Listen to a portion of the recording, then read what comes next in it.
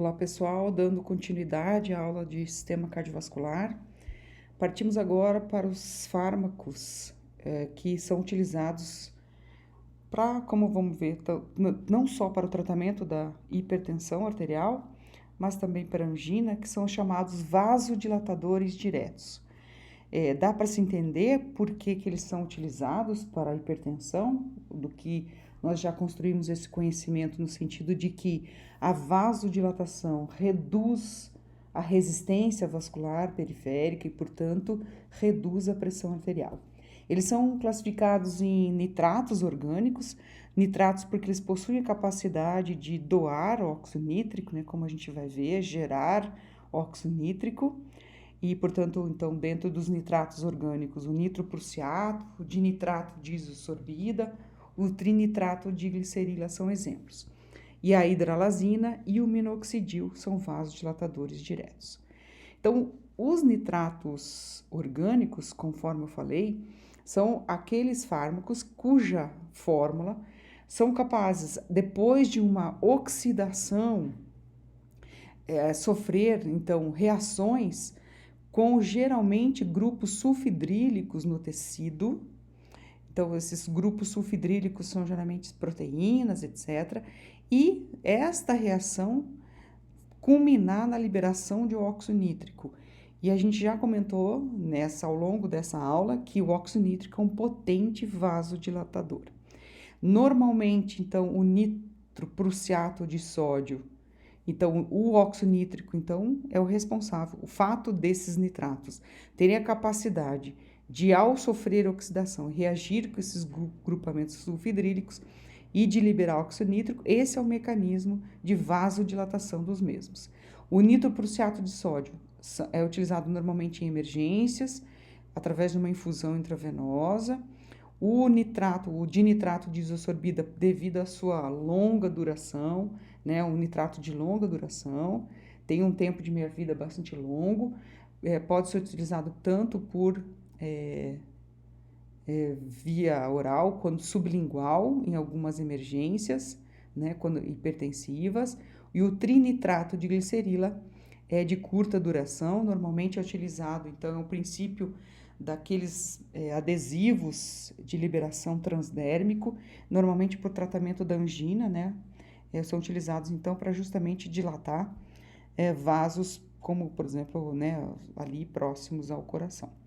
Então, o que acontece? Justamente, né? Então, os nitratos, eles são, então, chamados doadores de óxido nítrico, né? E o mecanismo de vasodilatação mediado pelo óxido nítrico tem vários passos que são importantes, inclusive, para o entendimento dos outros vasodilatadores, e vale a pena, então, a gente gastar um tempinho explicando isso. O óxido nítrico é um principal ativador de uma enzima chamada guanilato ciclase. A guanilato ciclase vai ser a responsável pela formação do GMP cíclico.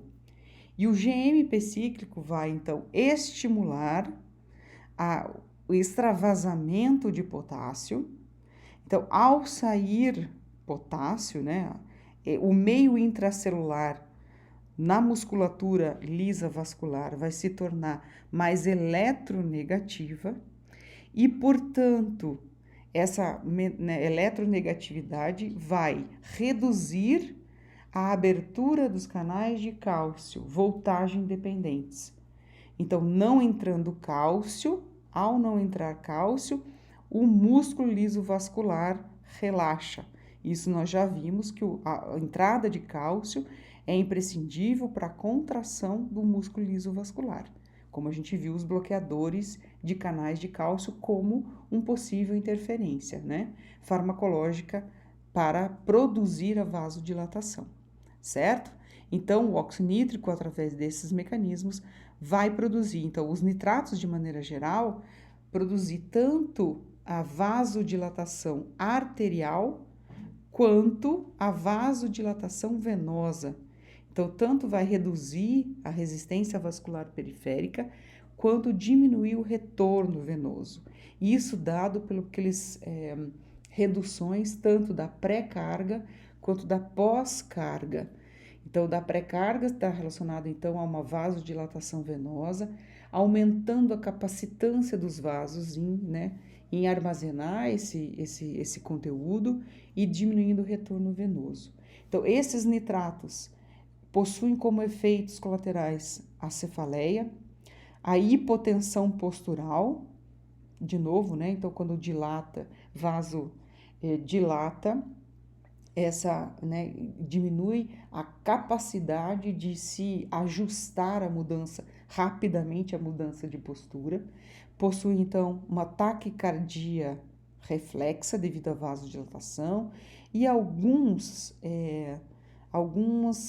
efeitos sobre a acidose lática em alguns pacientes, acúmulo de cianeto. E o que se fala bastante, né, então aqui, é que muitas vezes devido a... não se tem muito ainda bem certeza dos mecanismos, mas os pacientes se tornam tolerantes a esses nitratos. Então, pacientes que fazem uso de nitratos orgânicos, parece ter então uma redução, não se tem ainda exato, talvez por uma redução dos grupamentos sulfidrílicos ou uma diminuição dessa oxidação, né, dessa capacidade de oxidação, tem uma menor liberação ao longo do tempo de óxido nítrico e, portanto, desenvolve tolerância. Um dos cuidados clínicos que se deve ter é que existem fármacos utilizados para disfunção erétil, que são, por exemplo, o exemplo clássico é o Viagra. O Viagra, ele produz uma vasodilatação, né, aí já no pênis, né, e portanto aumenta o tempo de ereção, e ele faz essa vasodilatação peniana através da inibição da degradação do GMP ciclo. Então, ele atua aqui, ó.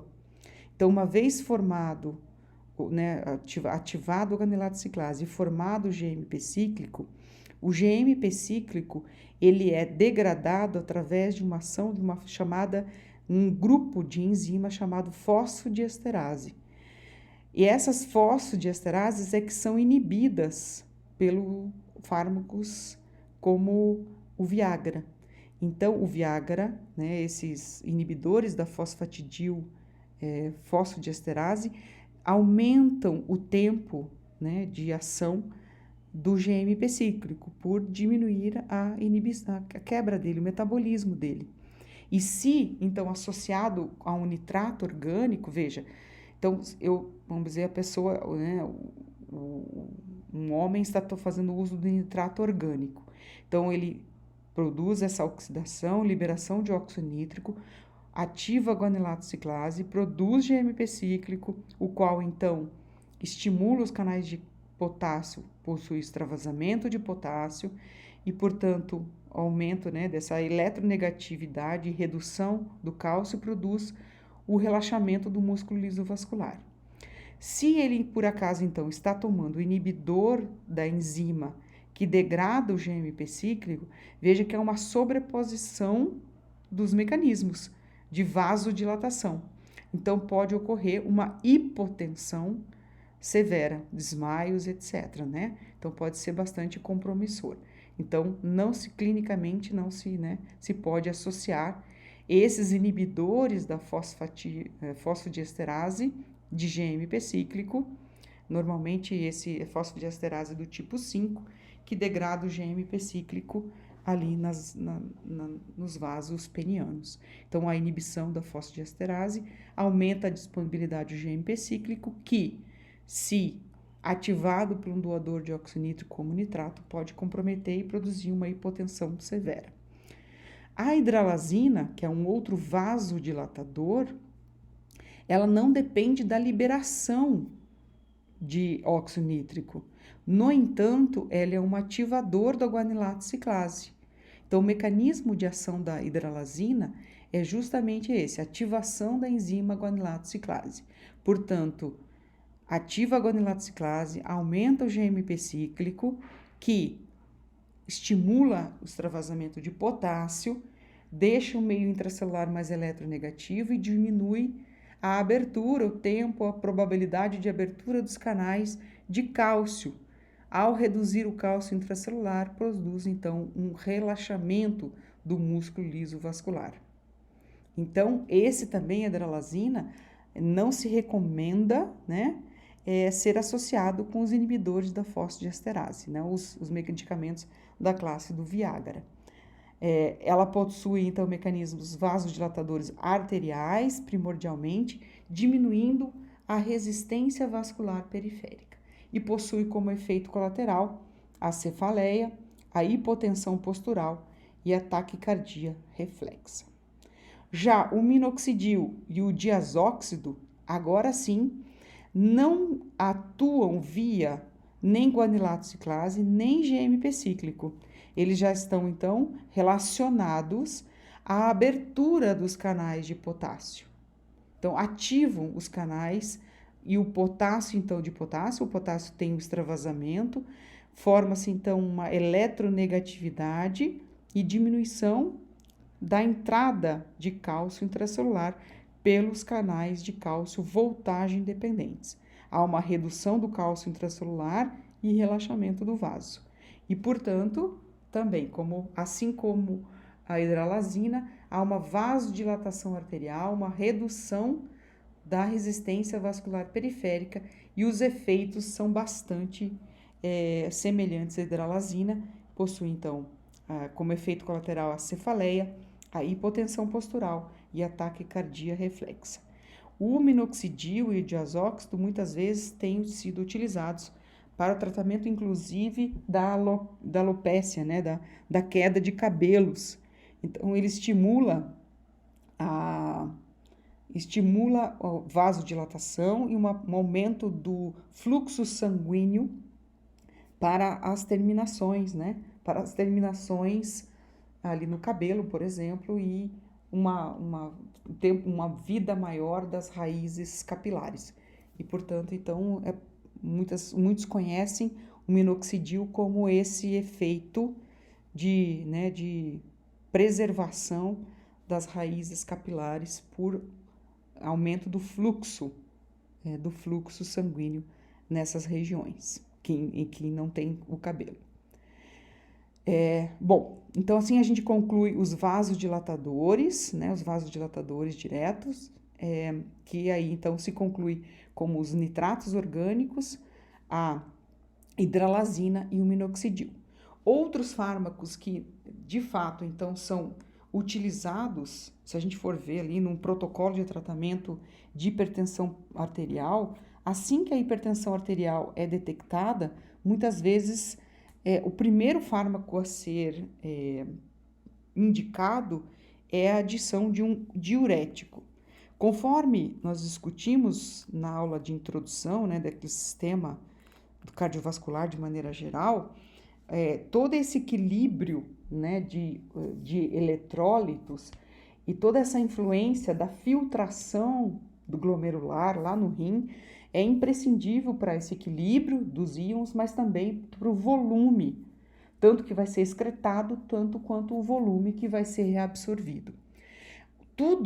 Então aqui é uma representação de todas as partes de um néfron, que são as unidades funcionais do rim, e ao longo do néfron, a gente pode se perceber que existem inúmeros mecanismos de troca, né? Troca, eu digo troca porque existem tanto em trocas no sentido de reabsorver nutrientes, quanto da excreção, né? Quanto efetivamente da liberação, na excreção. Então, temos o túbulo proximal, temos a alça néfrica, né? O túbulo distal e o ducto, né, o túbulo coletor, o ducto coletor lá no final. Se a gente for perceber aqui, então aqui é o glomérulo, aqui é exatamente onde acontecem as trocas, desde o túbulo proximal existem mecanismos de preservação do sódio ao longo deste néfron, dessa unidade funcional. Por quê? O sódio é um íon imprescindível para inúmeras, né, até inclusive para o disparo de um neurônio, precisa ter sódio. Então, cerca de 99% do sódio que chega a ser filtrado, que adentra no néfron. Nessas unidades, cerca de 99% dele é reabsorvido, né? E juntamente com o sódio, como a gente falou, a água então passa por osmose em partes do néfron que são livremente permeáveis à água. A água também então pega gradientes do sódio e também passa, né? Então, como é um íon bastante importante para, inclusive, esse equilíbrio hidroeletrolítico, existem mecanismos diversos ao longo do néfron para a preservação do sódio. Por exemplo, no túbulo proximal, a gente vai ver um pouquinho em detalhes, mas eu não quero me ater a tantos detalhes, é só para talvez justamente entender o mecanismo geral disso, é que normalmente essas trocas já acontecem por exemplo, glicose. A glicose passa, né, é filtrada, no entanto, no túbulo proximal existem mecanismos de reabsorção 100% da glicose, tanto que nada de glicose, se você tiver com toda a funcionalidade do néfron perfeita, né, e você não ter o diabetes, você não vai excretar glicose, porque no túbulo proximal você já retém, você reabsorve toda essa glicose. O sódio, então, como eu estava dizendo, que é um íon bastante importante, ele tem mecanismos ao longo de todo o néfron. E os diuréticos de importância clínica, eles vão interferir. Então, você fala assim, diurese. Diurese é aumentar a excreção de água.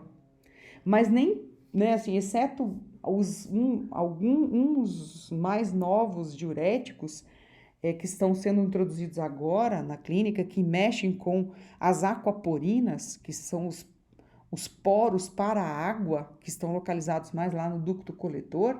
Os outros diuréticos de interesse clínico, eles vão interferir, na verdade, com a reabsorção de sódio, no sentido de manter o sódio dentro do túbulo, dentro efetivamente do néfron. E ao manter o sódio dentro do néfron, ele vai atrair água. Então, vai produzir um gradiente osmótico para atrair água. E ao atrair água para dentro, para dentro dessa unidade néfron, ele vai aumentar a excreção de água. Então, se a gente falar, o diurético mexe com a alteração da excreção da água, sim, ele vai mexer indiretamente com a excreção da água, mas através de uma influência direta na reabsorção de sódio ao longo do néfron. Então, ao longo do néfron, nós temos, por exemplo, aqui no túbulo proximal, o sódio nesta área, ele é um gradiente provocado pelo bicarbonato.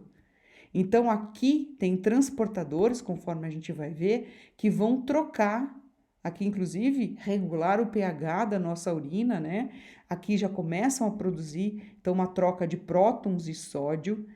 Na alça de Henle, que é permeável, então, a água, né? Às vezes sai água, às vezes entra, é permeável. Aqui, na parte ascendente, grossa, né, da alça de Henle, existe um mecanismo, então, de reabsorção de sódio, potássio e 2 cloretos. Então, veja que normalmente essa troca acontece de maneira, vamos dizer, de forma neutra, de forma eletrogênica, vamos dizer assim. Por quê? Ao mesmo tempo que nós estamos reabsorvendo um sódio e um potássio, que são duas cargas positivas, nós temos um gradiente de reabsorção de 2 cloretos, que são cargas negativas.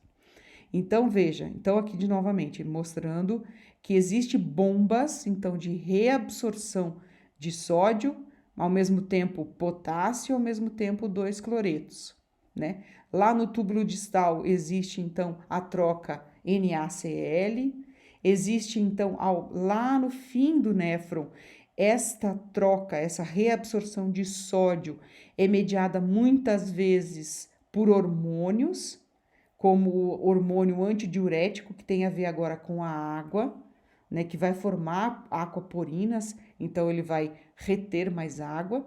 quanto da aldosterona, que é aquele hormônio que justamente vai provocar, através, né, de uma ativação da liberação lá na suprarrenal da aldosterona, ativada pela angiotensina 2, essa aldosterona tem ação lá no ducto coletor, no túbulo final, no túbulo coletor, e vai produzir o aumento da reabsorção de sódio e, portanto, de água. Então, aqui, os mecanismos lá no néfron finais têm a ver com hormônios. E, assim, já adiantando, veja que ao longo do néfron também nós temos mecanismos que, claro, tem absorção de cálcio, de magnésio, potássio. Então, tem muitos, né, outros íons que são trocas aqui, que estão representados nesse esquema. Porém, para a ação dos diuréticos, nós vamos falar somente dos mecanismos de reabsorção de sódio, tá? Então, vamos lá. Então, eu gostaria só de me ater a este primeiro momento aqui. Esse é uma representação, esse é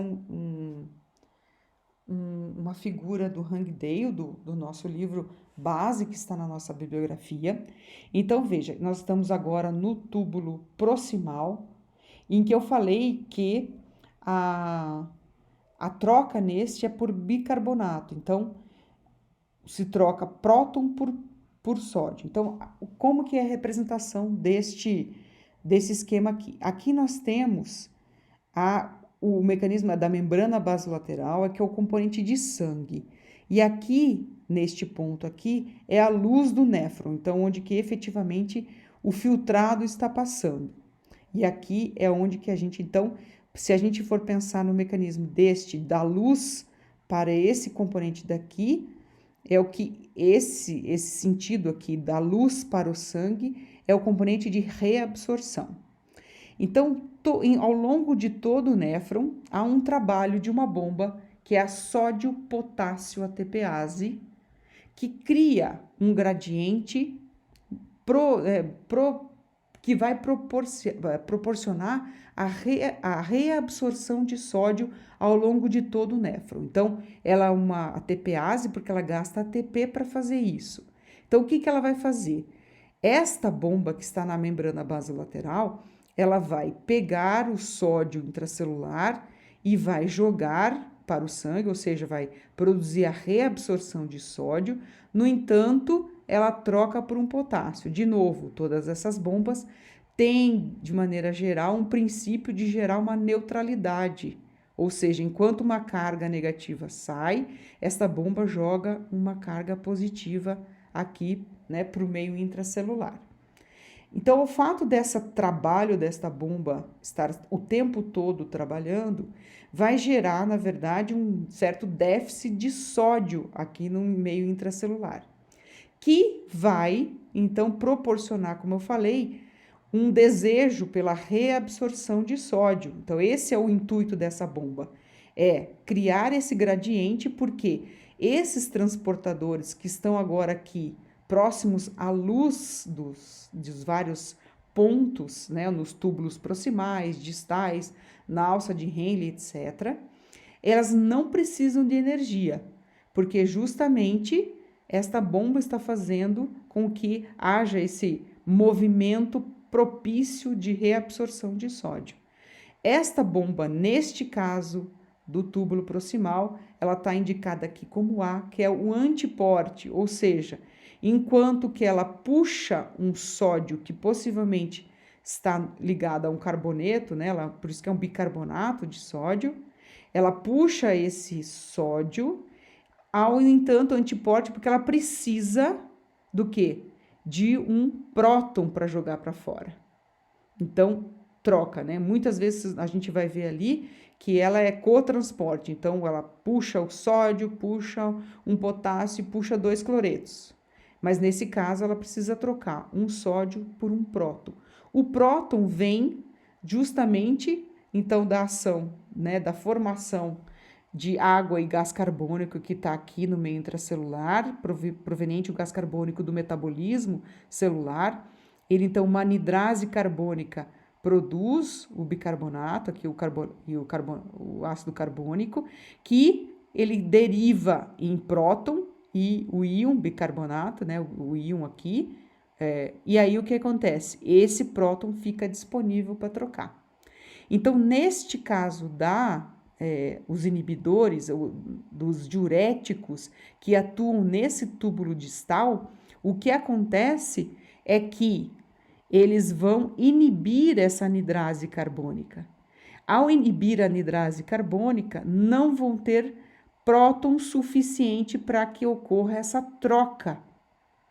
Então, esta bomba aqui antiporte, ela não vai ficar atuante, porque não tem próton para que ela possa trocar, e o sódio vai ficar aqui, na luz.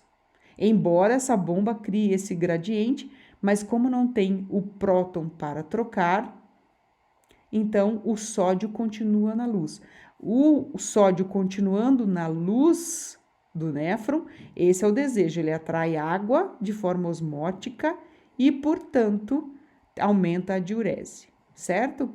Então, um exemplo disso é a acetazolamida, é um fármaco que atua inibidor da anidrase carbônica, então não deixa formar o próton. Eu vou falar justamente de uns efeitos mais gerais desses diuréticos, né? Então, eles, por exemplo, a acetazolamida, por ser um fármaco que atua, eu vou voltar aqui, né? Aqui no início do túbulo, e veja que ainda esse sódio que, embora ele seja mantido aqui na luz, né? No túbulo proximal, veja que esse sódio, ele tem um longo caminho a percorrer. Então, ele tem pouca propriedade diurética, porque justamente existem outras bombas ao longo do néfron capazes de interferir na reabsorção ou não desse sódio. Então, eles são utilizados, não são utilizados. Então, normalmente, quando o paciente é diagnosticado, ele vai tomar, dependendo, né, da gravidade da hipertensão, os diuréticos de alça ou os diuréticos tiazídicos, que a gente já vai falar. Os diuréticos de alça, veja, os diuréticos de alça atuam, então, nos transportadores localizados na alça néfrica. E lá, de novo, veja, nós temos novamente a representação da bomba sódio-potássio ATPase, produzindo aquela gradiente de sódio. Ao tirar o sódio aqui do meio intracelular, vai criar um gradiente para se reabsorver, né? Mas nesse caso, conforme eu falei, já tinha adiantado, é um cotransporte. Então, cria-se o gradiente para a entrada de sódio, entra um potássio e 2 cloretos.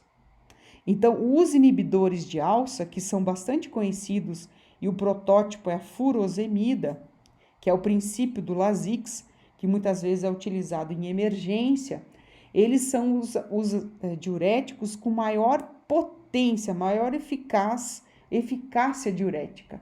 Então, se diz até no Hangdale que a diurese é uma diurese torrencial ao se utilizar a furosemida, por exemplo.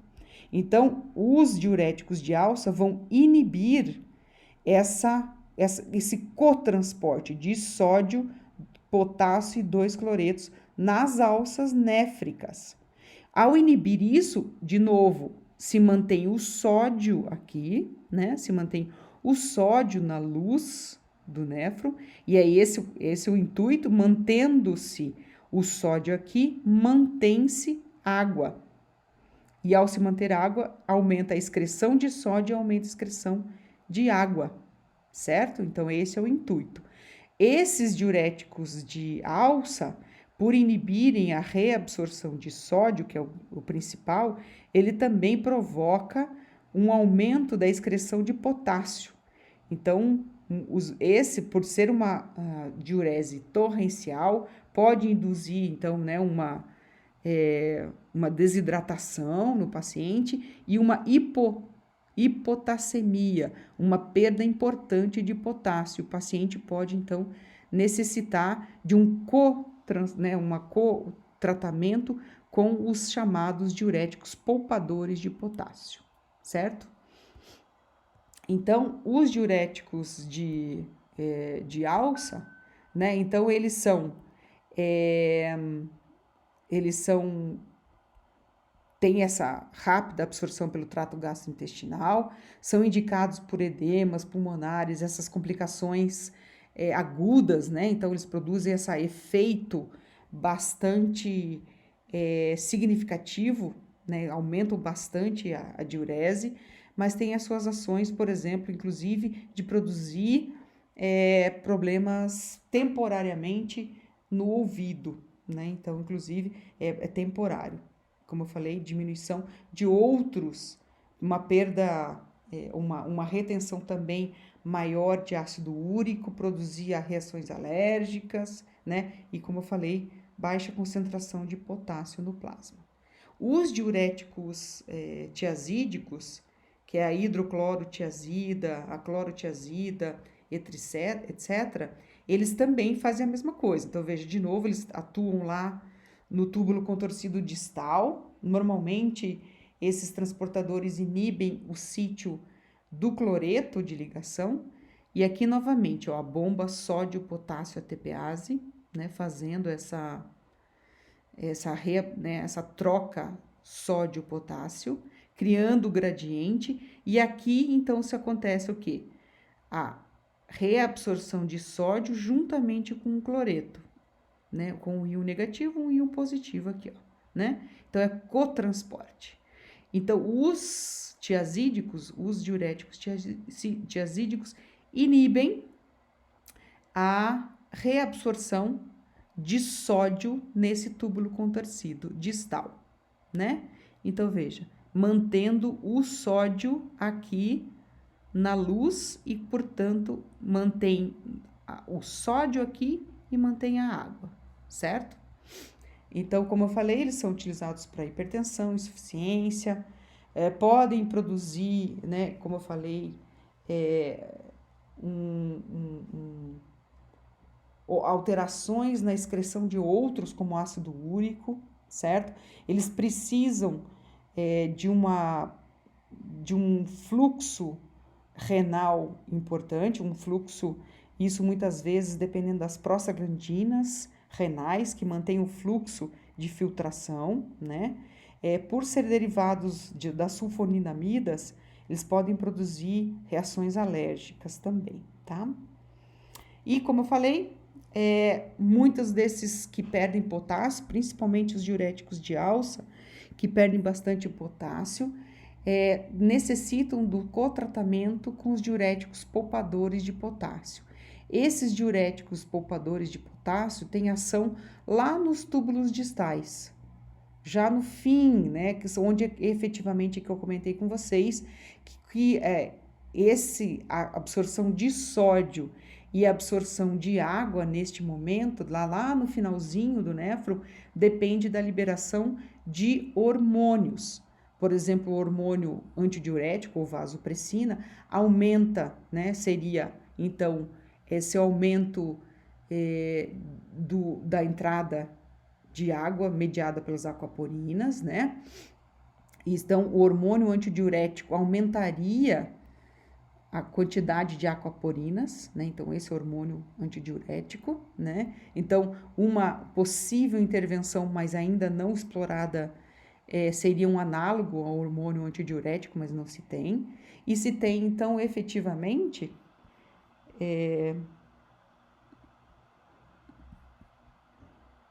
o Siri querendo participar, se tem, então, interferências com o hormônio. Então, antagonistas do hormônio aldosterona. A aldosterona, então aquele hormônio, né, que a gente falou, ela vai estimular a síntese. Então, esse é o efeito da aldosterona. A aldosterona estimula a síntese de mais bombas sódio-potássio, criando, então, um maior gradiente de reabsorção de sódio. Então, a aldosterona também produz, então, neste ponto do néfro, o sódio entra por canais, né, o fluxo através desses canais de fluxo de sódio já, né, então, e a aldosterona, então, aumentaria a reabsorção de sódio. Então, de interesse clínico, nós temos a espironolactona e a eplenorona, que são antagonistas de aldosterona. E a amilorida e o triantereno são inibidores desses canais de sódio aqui. Então, aqui neste ponto, porque eles são chamados de poupadores? Porque ao produzir, então, essa gradiente através da bomba de reabsorção de sódio, se tem, então, a saída de potássio.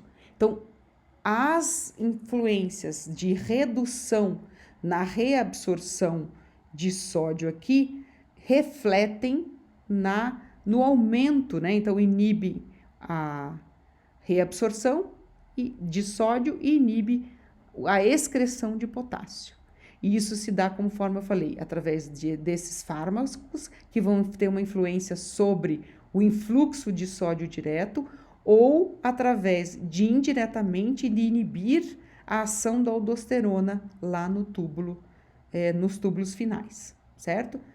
E a aldosterona, conforme eu falei aqui, a aldosterona estimula a síntese de mais bombas e, portanto, aumentariam, né, então, esse gradiente de reabsorção de sódio e aumentam esses canais de sódio aqui.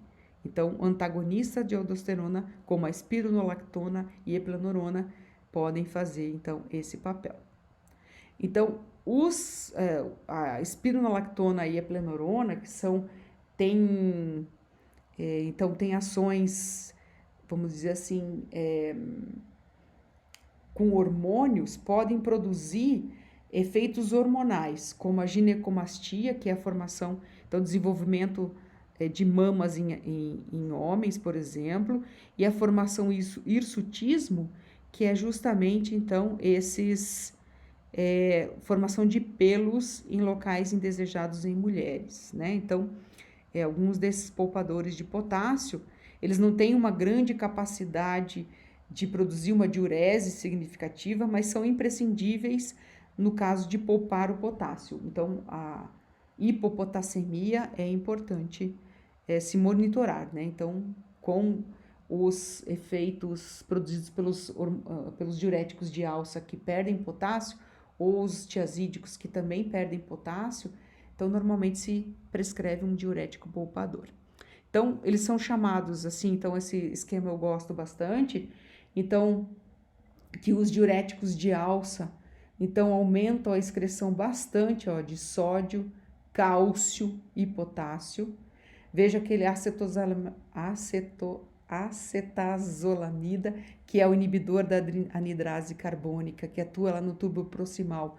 Ele não é tão eficaz no aumento da secreção de sódio na urina, mas veja, induz a secreção bastante de potássio, de cálcio, de bicarbonato, e o volume urinário não é tão grande. Veja que, comparativamente, os de alça são os mais eficazes, conforme eu falei. Os tiazídicos, então, eles inibem ou aumentam a excreção de sódio e potássio, e o volume urinário aumentam, e poupam cálcio, que pode ser benéfico no caso, por exemplo, de mulheres que em tempo de menopausa, que tem uma menor, né, fixação de cálcio em ossos, etc., e tem a osteoporose. Os poupadores de potássio, como falei, não tem uma grande propriedade diurética, né, então não poupam, né, não aumentam a secreção de tanto de sódio nem cálcio, né, ali na urina, mas poupam bastante potássio. Então, muitas vezes eles precisam ser associados aos diuréticos de alça, os tiazídicos, que são os de maior interesse clínico, certo? Então, como eu falei aqui, os diuréticos de alta eficácia são a furosemida, né? Os diuréticos de média são os tiazídicos, e os diuréticos fracos são aqueles, por exemplo, que atuam no túbulo proximal, né? Ou, como eu falei, os que atuam lá na alça, lá no túbulo final, que são os poupadores de potássio. Então, aqui são as ações. Agora, voltando àquele esquema, né? Vamos liberar aqui. Acetosalamida, que é inibidor aqui da troca próton, sódio no túbulo proximal. Os diuréticos de alça, que é o número 3, já vamos falar do osmótico. Então, tem a ação, a inibição desse cotransporte, que estaria relacionado à reabsorção de sódio, potássio e 2-cloretos na alça néfrica. Os tiazídicos, que estariam atuando lá no túbulo contorcido distal, responsável pelo cotransporte, né, a reabsorção de sódio e cloreto. E os hormônios, né, os antagonistas de aldosterona e os ativadores lá do canal de sódio. Ainda não temos antagonistas do hormônio antidiurético, né? Ainda como ação importante. Eu não comentei com vocês, mas existem ainda os chamados diuréticos osmóticos. Os diuréticos osmóticos são utilizados por via oral e eles não são reabsorvidos pelo trato gastrointestinal. Né? Por exemplo, quando são utilizados esses diuréticos, quando utilizados por via oral, são utilizados para você fazer aquela limpeza do trato gastrointestinal, porque eles não são absorvidos. Então, o que acontece? A pessoa toma o manitol, né? Então, toma o manitol, que é esse açúcar, por via oral. O manitol não consegue ser reabsorvido, ele cria um gradiente osmótico no sentido de atrair água para o trato gastrointestinal e produz, então, uma diarreia. Né? Então, o manitol é utilizado para, por exemplo, preparo de colonoscopia. Não sei se alguém ou algum parente já teve que passar por isso e tomou, então, grande quantidade de manitol e produzir, então, essa diarreia. O que acontece como a sua função diurética osmótica é que ele, então, é filtrado, né? Ele é filtrado, então, ele é administrado intravenosamente, etc., né? Então, ele vai produzir o quê? Ele é filtrado, passa no glomérulo, adentra nos néfrons, e ele, no entanto, ele não sai do néfron. Então, por isso que o número 2, que é representado aqui, o diurético osmótico, ele tem ações ao longo de todo o néfron, porque ele vai se manter aqui, né, dentro do néfron, dentro das suas várias partes, e, portanto, criar um gradiente osmótico e vai atrair água.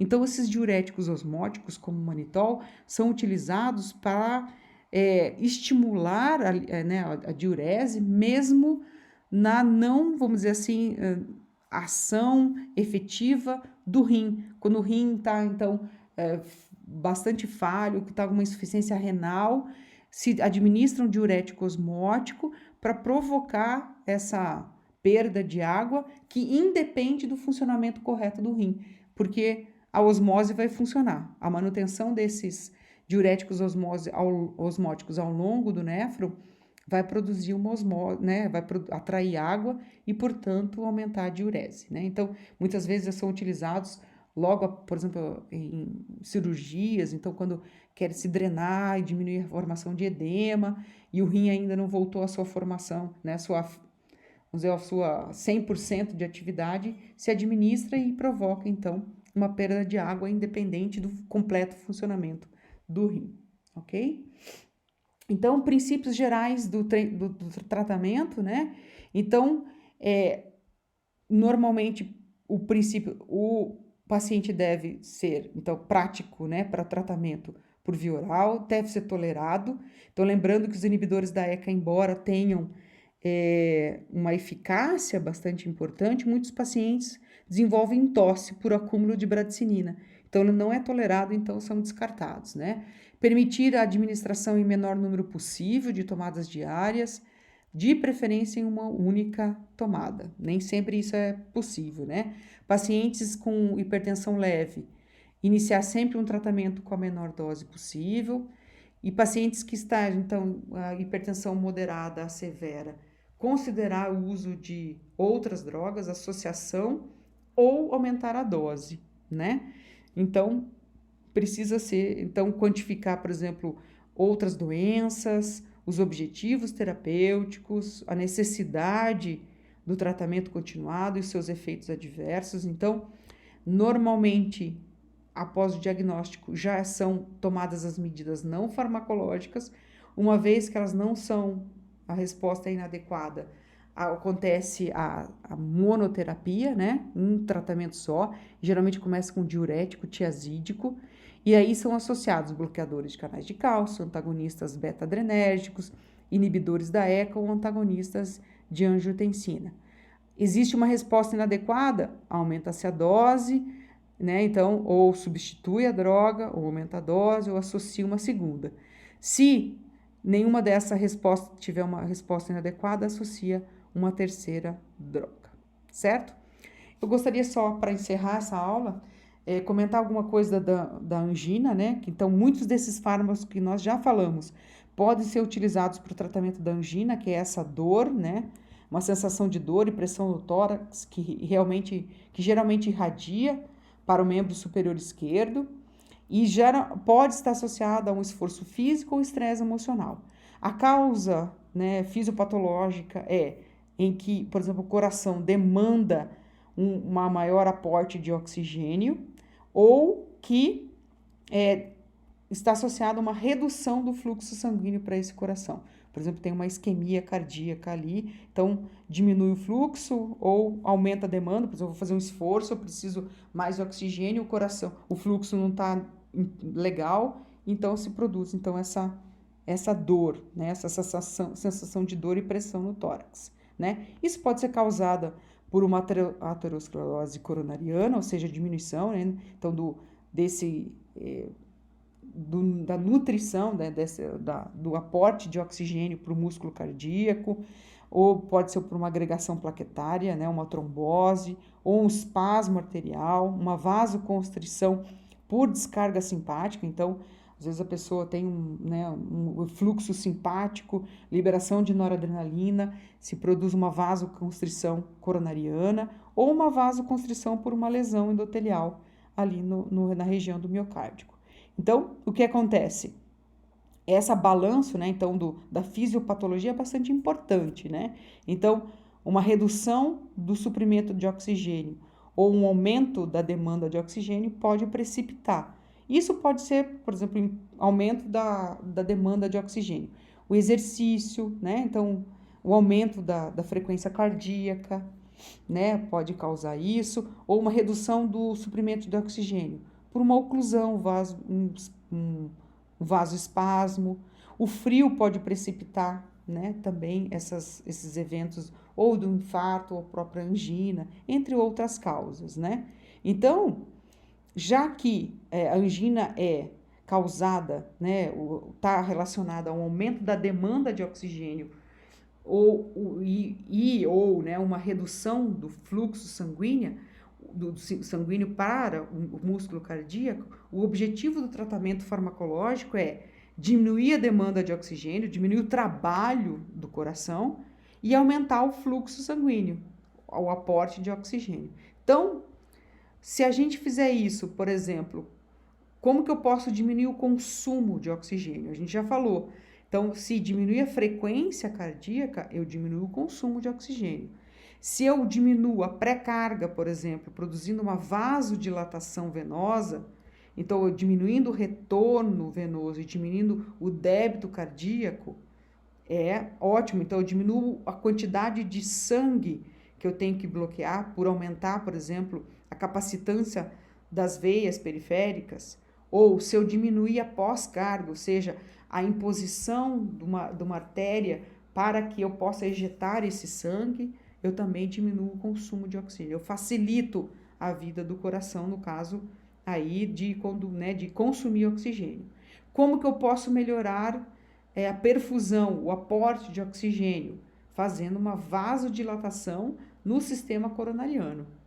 E, claro, se eu deixar reduzir a agregação plaquetária, eu também melhoro isso. Então, o tratamento está justamente diminuir o consumo, aumentar a perfusão e diminuir a agregação plaquetária. Como que eu diminuo o consumo? Diminuindo a pré-carga, diminuindo a pós-carga e diminuindo a frequência cardíaca. Como que eu melhoro a perfusão? Eu aumento, produzindo uma vasodilatação coronariana. Então, veja, os nitratos orgânicos, como a gente falou agora há pouco, eles diminuem o consumo de oxigênio. Por quê? Eles diminuem, quando, por exemplo, fazem uma vasodilatação arterial, eu diminuo a pós-carga, aquele parâmetro que é imposto pela justamente a pressão com que o sangue precisa ser ejetado, a pós-carga. E se eu faço uma dilatação venosa através do uso do nitrato, um vasodilatador direto, eu diminuo o retorno venoso e, portanto, diminuo o débito cardíaco. Se eu faço essa vasodilatação agora no sistema coronariano, eu também produzo, então, não só uma redução do consumo de oxigênio, mas também melhoro a perfusão do miocárdio.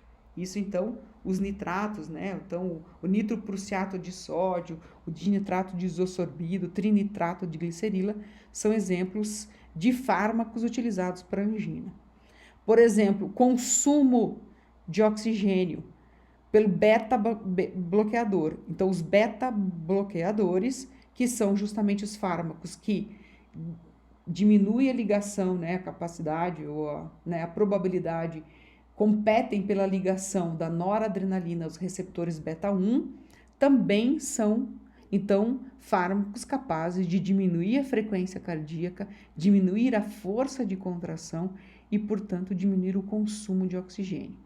A agregação plaquetária, vocês viram que os ácido acetil salicílico, o AS, então diminui a agregação, entre outros, né, inibidores da agregação plaquetária, podem ser utilizados para o tratamento da angina, certo? Então, esta foi a aula, espero que tenham as dúvidas efetivas serão tratadas na aula síncrona, ok?